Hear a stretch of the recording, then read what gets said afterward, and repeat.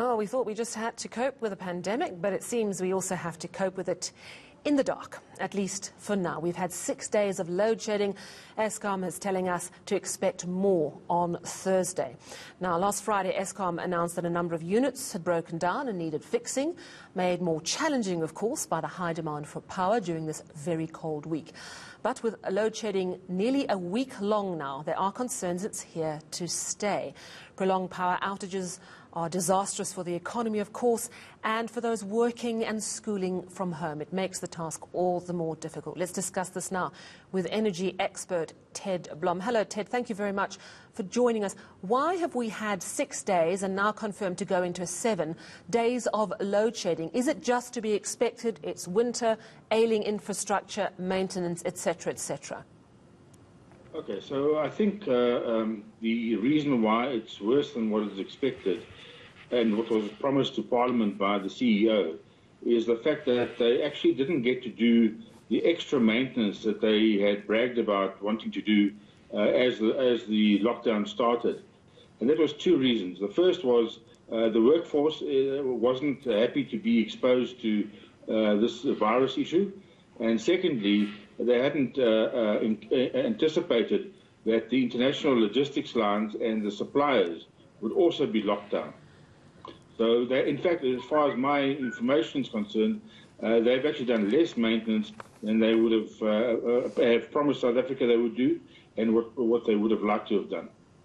Okay, we also seem to be experiencing problems that are linked to load shedding, substations catching fire or tripping, so that areas are out for a scheduled amount of load shedding, and then when they come back on, it all trips again.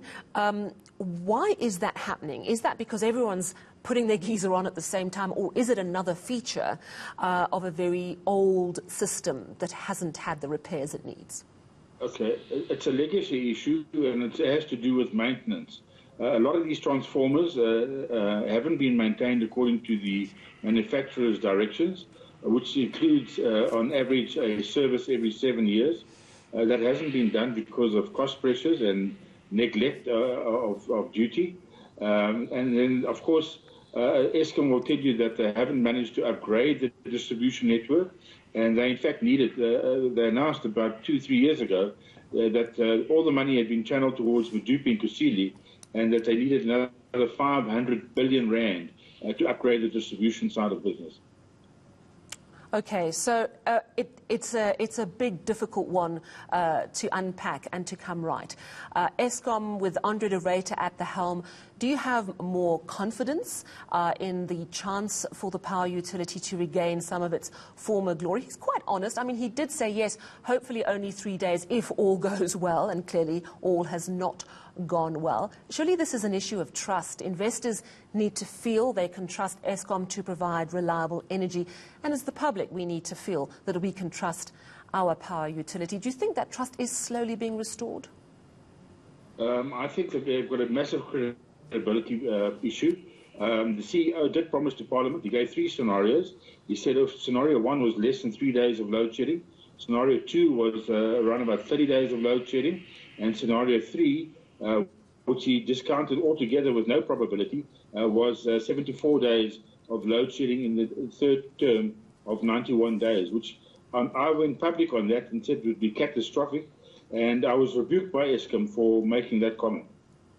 So I'm beginning to lose confidence in Eskom's ability to be honest and truthful with the public on the one hand, and secondly to actually deliver on what they promised the public and Parliament. Now, one of the things that looks like a good idea on paper is if a foreign investor wants to create their own mini power station to guarantee their power supply, which of course is critical for our economy. I think we see this in Nigeria as well, that a really big player comes in, creates their own mini power station, and they have complete control over their internal grid.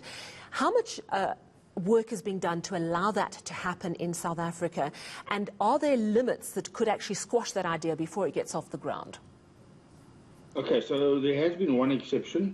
It's been allowed by the government in the Limpopo province, in the Mikado Special Economic Zone, where China is busy building massive steel plants, and because they have no confidence in Eskom's ability to supply them with power, they have also been given permission to put up a 4,000 megawatt power station, which they will run and control. So that exception already exists in South Africa. Okay, so that's a good sign, and that's something that might actually prove to be quite an important thing going forward. Let's look at corruption in Eskom, and of course there have been allegations, and you yourself have been very outspoken, that there's been a lot of rot in Eskom over the years.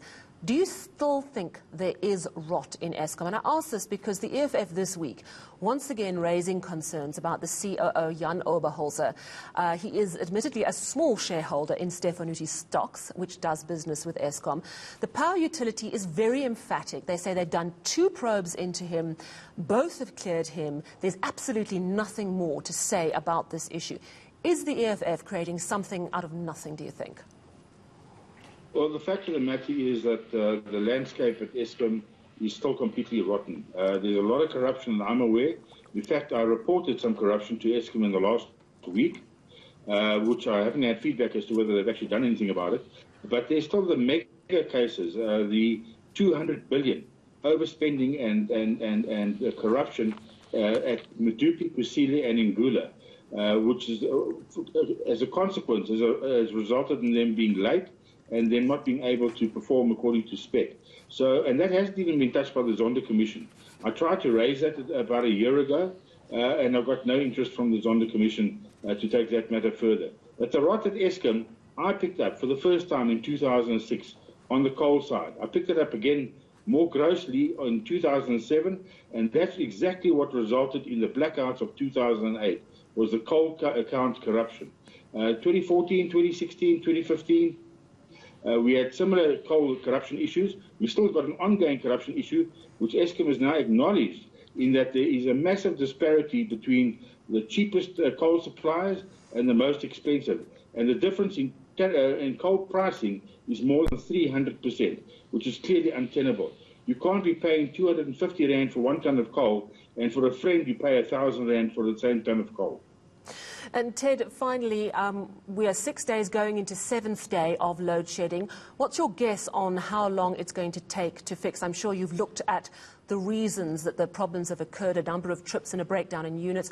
What is your best guess on how much longer the load shedding could last this time? Okay, so I went public on the 6th of May. It was published on the broadband.co.za website, where I said I'm anticipating dire load shedding situations. And I'm on record as saying that this load shedding will be with us for at least the next 5 years on an intermittent basis, because Eskom is not addressing and the this root time causes. round, sorry Ted, we've pushed for time. This time round, do you think it's going to be days or weeks more? This will carry on until at least the end of August, as far as I can see. Thank you very much. Energy expert Ted Blom, not very hopeful that load shedding is going to be resolved any time soon.